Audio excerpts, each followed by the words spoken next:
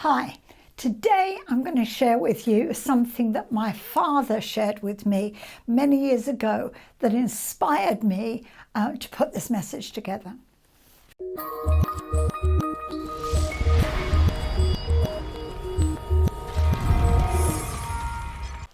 Hi, I'm Jan Obridge. Welcome back to Just One Word. So I mentioned a poem. It's kind of a prose really that my father introduced me to. Probably I was a young teenager at the time, but it's always been very special to me. And a few years ago, I dug it out. I looked online and found it. And then that's what inspired this message. It's called The Touch of the Master's Hand. 'Twas battered and scarred, and the auctioneer thought it scarcely worth his while to waste much time on the old violin, but held it up with a smile. "What am I bidding, good folks?" he cried. "Who'll start the bidding for me? $1, $1, then two, only two, $2, and who'll make it three? $3 once, $3 twice, going for three." But no. From the room far back, a grey-haired man came forth and picked up the bow. Then, wiping the dust from the old violin and tightening the loosened strings, he played a melody pure and sweet, as a caroling angel sings. The music ceased, and the auctioneer, with a voice that was quiet and low, said, "What am I bid for the old violin?" And he held it up with the bow. $1,000. Who'll make it two? 2,000, and who'll make it three? 3,000 once, 3,000 twice, and going and gone, said he. The people cheered, and some of them cried, "We do not quite understand." "What changed its worth?" Swift came the reply. "The touch of the master's hand." And many a man with his life out of tune and battered and scarred with sin is auctioned cheap to the thoughtless crowd, much like the old violin. A mess of pottage, a glass of wine, a game, and he travels on. He's going once and going twice. He's going and almost gone. But the master comes, and the foolish crowd never can quite understand the worth of a soul and the change that is wrought by the touch of the master's hand. That always makes me a little teary. I apologise. It's just one of those things that brings back so many memories, and it's so poignant, and it means so much. So I want you to look at, what does his touch bring? Well, the first thing is found in Luke 22:51. It says, "And Jesus answered and said, Suffer ye this far. And he touched his ear and healed him." The first thing that comes with the touch of the master's hand is healing. There was no faith on the servant's part. There was no, he didn't intercede, he didn't believe God, but the master just reached out his hand and touched it, and his ear was made whole.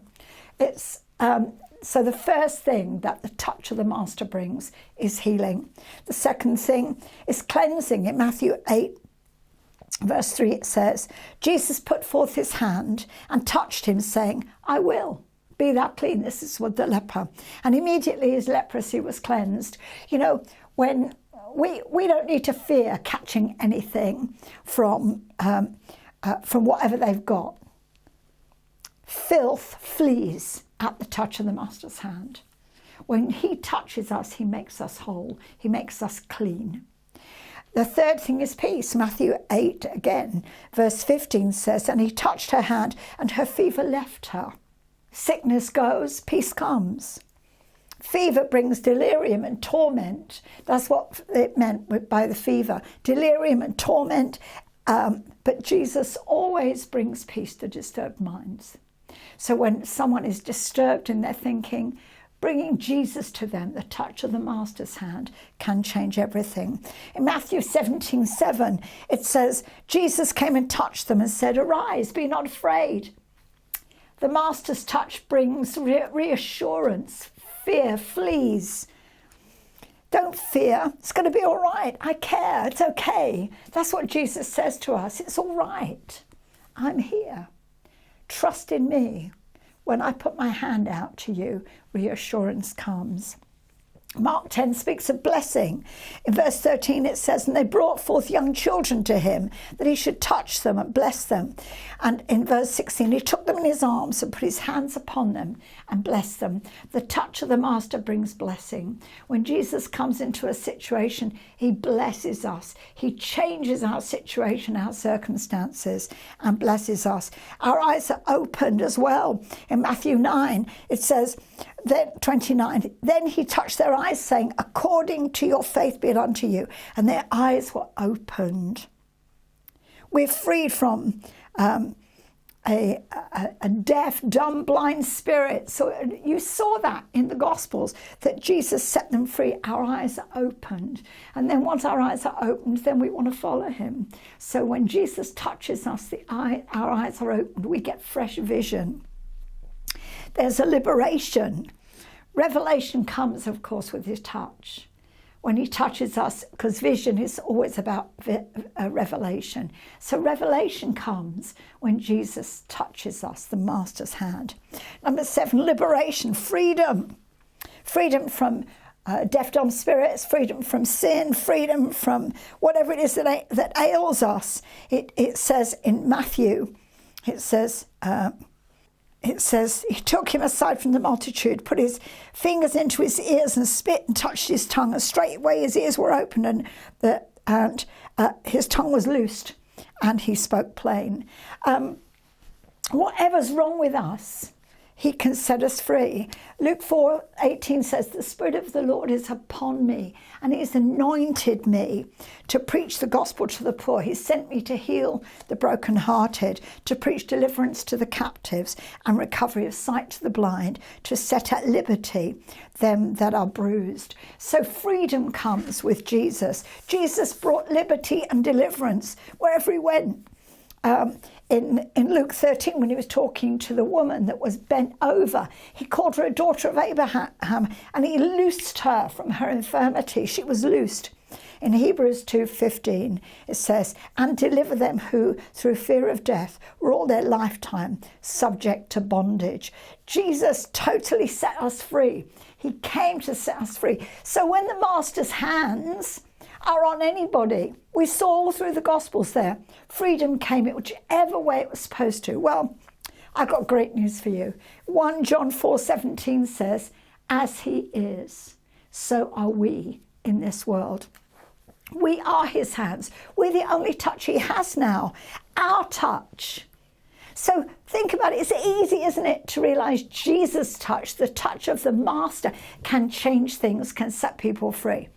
But the touch of the master is through us now. So we're his hands. But the touch of the master is through us now. So we're his hands. Our touch brings healing.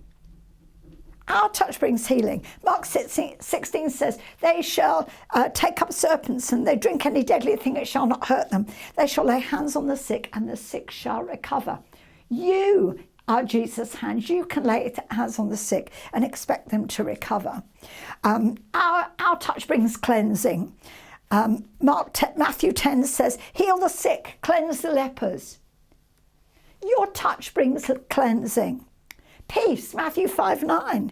Blessed are the peacemakers, for they shall be called sons of God. We're called the sons of peace. We are to bring peace. We're peacemakers. So our touch brings peace. Our touch brings reassurance. Have you ever just touched someone? Just touching. I'm not talking about laying hands on. I'm talking about just touching someone. That kind of transmits to them, be at peace, be reassured. It's okay. God's got this thing. Comfort one another, it says in 1 Thessalonians. Therefore, comfort one another. In 5, it says, comfort the feeble-minded, support the weak. So we can bring that reassurance that Jesus brought. Blessing. Romans 12:14 says we're blessed to be a blessing. That he says, bless those who persecute you. Bless and curse not. So we have the power to bless. Bless means speak well of, by the way. So Speak well of those that persecute you. Ooh, that's a bit tough, Lord. Well, practice it. The Master's hand can bring blessing, and so can our touch bring blessing. Illumination. You are the light of the world. Jesus is the light of the world, and we're lights of the world, because as he is, so are we. And of course, freedom.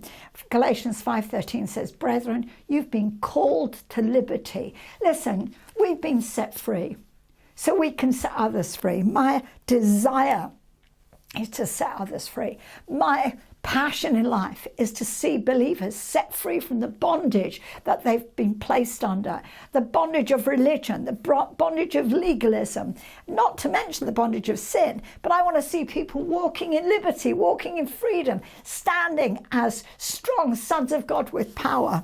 So we need to speak it. We need to speak out Acts or Luke 14:18. We need to speak that out and say, we have come to bring liberty to the captives. I'm called to set people free. Say it aloud. I'm called to set people free. My touch is like the touch of the Master's hand. So just like where nobody could see its worth, it was going to go for nothing. But the difference between $1, $2 or $3, and 1,000, 2, 3. The difference, people didn't understand, but it says, what changed its worth came the swift reply, the touch of the Master's hand. Lord, I thank you that you touched us and we were made new, that we were worthless and dusty, and we looked like we were battered and scarred and not worth anything, and people would have not even seen our worth. But you lifted us up, you touched us, in your hands we became something beautiful. Lord, we became precious, and now you've called us to be your hands in this world. And Lord, I thank you that as we step out in faith, we can be the touch of the Master's hand to those in this sick and dying world. In Jesus' name, amen. God bless you. Have an awesome day. Don't forget to subscribe. Give me a thumbs up for a like, and I'll catch you on the next one. Bye.